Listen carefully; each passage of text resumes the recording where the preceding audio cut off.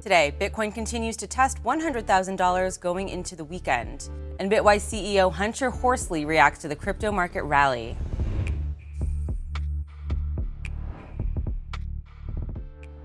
Welcome to CNBC's Crypto World. I'm Tanea McKeel. Crypto markets mostly in the green this morning. As of noon Eastern, Bitcoin climbed nearly 2% to $99,000. Earlier, the token was less than $500 away from hitting $100,000. Ether dipped less than 1% and was trading at $3,200, and Ripple's XRP spiked 32% as investors anticipated a friendlier regulatory environment for digital assets next year. XRP was one of the biggest gainers yesterday in a broad altcoin rally fueled by news that the SEC Chair Gary Gensler will step down on Inauguration Day. Gensler, of course, has become something of a villain in crypto, which has been held back by his regulation by enforcement approach to the industry. For the week, Bitcoin gained more than 8.5% and Ether more than 7.5%. XRP surged 67%. The S&P 500, by contrast, was up 1.5%. Okay, let's talk about the top stories. Shares of the Bitcoin proxy MicroStrategy were down 16% yesterday at closing. The same day, Citron Research revealed a short position on the company, saying that while it remains bullish on Bitcoin, MicroStrategy's volume has completely detached from the flagship cryptocurrency's fundamentals. The firm's executive chair, Michael Saylor, joined Squawk Box this morning to address the short. I think that the thesis of the shorts is if the premium in the equity disappears, we can't make money. What they miss is that when we actually borrow money at 6% and we invest it in Bitcoin, and Bitcoin goes up 30%, and by the way, Bitcoin's going up 60%, we're getting a 90% BTC spread, but it would be 80% BTC spread, which means the $3 billion fixed income raise in preferreds or bonds generates the same $125 a share and $30 billion over 10 years. Now, as of noon Eastern, MicroStrategy made up some of its losses and was up more than 9%. Year to date, the company has surged 590%, far outperforming Bitcoin, which is up around 130% through that same period. Next, Bitwise has entered the race to list a spot Solana ETF. The crypto asset manager filed an S-1 with the SEC yesterday, following other asset managers that took that initiative earlier this year, including VanEck and Canary Capital. Solana was flat as of noon Eastern, trading at less than 0.1%. All right, sticking with Bitwise for our main story, I spoke with its CEO, Hunter Horsley, to get his take on the crypto rally and if there could be a correction coming. All right, Hunter, thank you so much for joining me today. Let me just get your general reaction to start on this rally that we've seen since Election Day. It's extraordinary. I think that this year we will look back on as the end of a prior chapter for the space, which has been around for almost 16 years now and is familiar to people, but has sort of been over in the distance. And I think 2024 is the year that, I like to think of it as Bitcoin IPOing and entering the mainstream. And I think the election has also encouraged people around the constructive regulatory outlook on the space. And I think this rally is expressing that optimism about the story ahead and the mainstream nature of that story. So I think it's just getting going, and I think it's the start of a new chapter.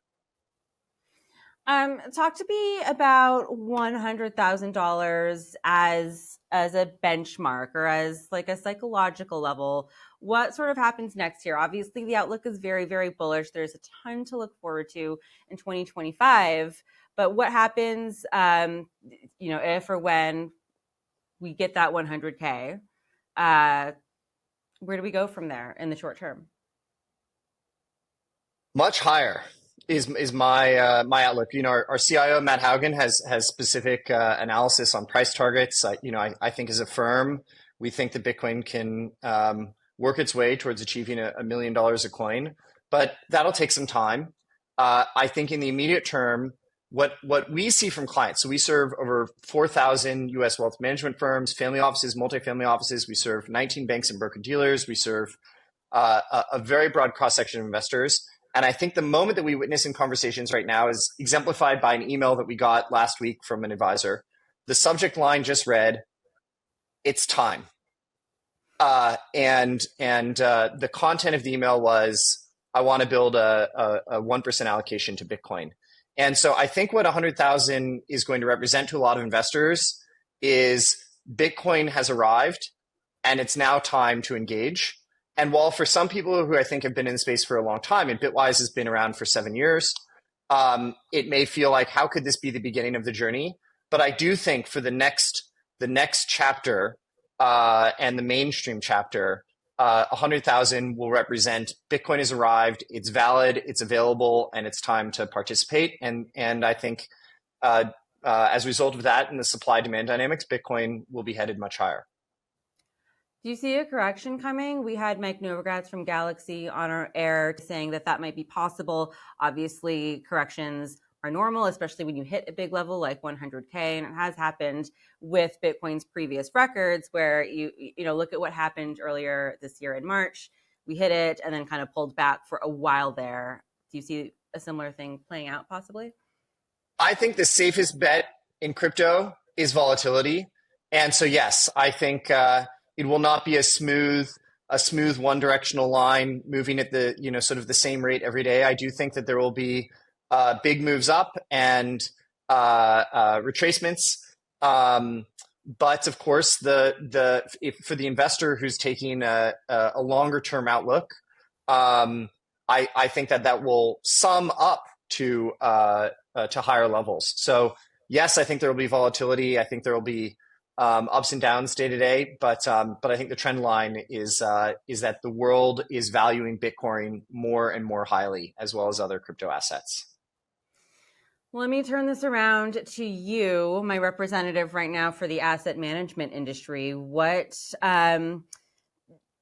you called it sort of the year of Bitcoin IPOing. You guys have had a very big role in that. So we're almost at the end of the year. So in hindsight, how did it go? And what is the outlook for crypto asset managers into 2025? Yeah, it's been extraordinary for Bitcoin and crypto. It's been an extraordinary year for our clients, and it's also been an extraordinary year for Bitwise.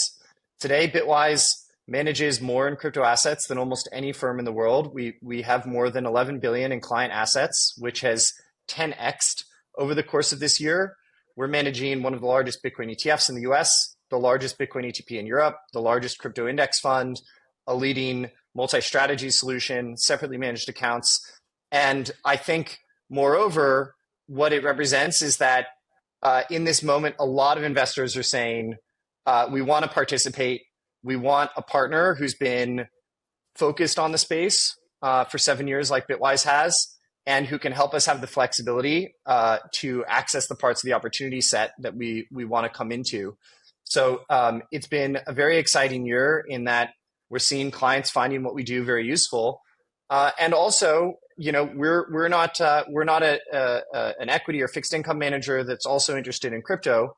We are a specialist alternative manager for this asset class. And I would say it's also exciting to us as stewards who are hoping to foster the development of this asset class, to see clients entrusting us as their partner in the space, because that empowers us to do more to cultivate the space. For instance, with our Bitcoin ETF, we donate 10% of gross profits to open source Bitcoin developers who maintain the open source software. So, I think all of us here at Bitwise, it's 95 people across San Francisco, New York, and London, are very excited about what we're seeing from clients this year. And it really has been a remarkable year for the space, for clients, and for Bitwise. I do want to double click on your role as a specialist. I have been talking with you guys for years, and you've been talking about crypto for years. And I'm wondering how you see your standing as an issuer of a Bitcoin ETF alongside giants like BlackRock or Fidelity, especially because when we talk about institutional interest and the demand for ETFs, we really kind of talk about that as a large umbrella, but you are very specialist. So how do you stand against the BlackRock and the ETF of the space? The BlackRock and the Fidelity of the space. And as we go into a very crypto forward 2025 in the US, how's that going to benefit you guys? Yeah, it's a great question. And it's never felt more productive to me.